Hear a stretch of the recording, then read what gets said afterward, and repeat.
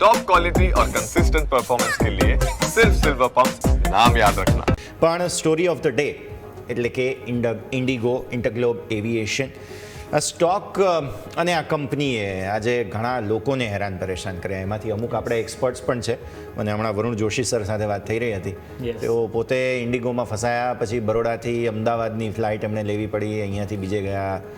એટલે બધા હેરાન પરેશાન છે અને આપણા પોતાના લોકો, આપણા ચિર પરિચિત લોકો જે છે તે ખાસ પરેશાન થઈ રહ્યા છે એક મિસમેનેજમેન્ટને કારણે.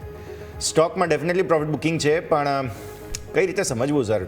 ટેકનિકલ ચાર્ટ્સ 6% આ ઓલમોસ્ટ 5-1 દિવસમાં ઘટી ગયો છે સ્ટોક. અને રોસ્ટરમાં ભૂલ કરવી, આટલી મોટી દિગ્ગજ કંપની, સ્ટાફની કમી હોવી અને આ બધું કંઈ ખબર નહીં, 1+1 2 નથી થઈ રહ્યા. ચાર્ટ્સ થોડા સમજી લઈએ શ્યામ સર.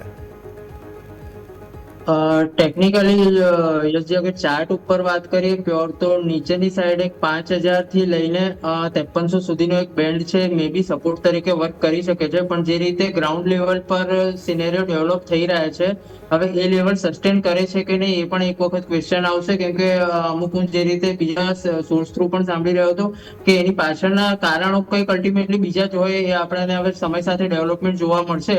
પણ મે બી કોઈ પણ હિસાબે અગર 5000 વાળું પણ લેવલ ડિસ્ટર્બ થાય છે, અગર બિલકુલ ડોટ ટુ ડોટ લેવલ જોઈએ તો સ્વિંગ મોટી છે, તો એક 4891 વાળા લો છે વીકલી ચાર્ટ ઉપર. અગર આપણે જોઈએ તો 5 મહિના ચાર્ટ, વીક વાળું જે ચાર્ટ હતું એ લેવલ ડિસ્ટર્બ થાય છે, તો પછી સ્ટોકમાં છે નીચે 3700 રૂપિયા સુધીની, એટલે 1000 થી 1200 રૂપિયા સુધીની ડાઉનવર્ડની જગ્યા બીજી ખુલી જશે.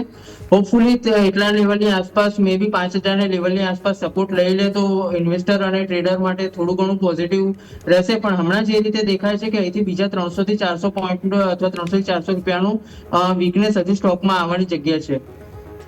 ઓકે, તો આપણે વાત ઇન્ટરગ્લોબ એવિએશન કે જેમાં હજુ પણ એક વીકનેસ જોવા મળી શકે છે. વ્યૂ આ પ્રમાણે આપણને જોવા મળી રહ્યો છે.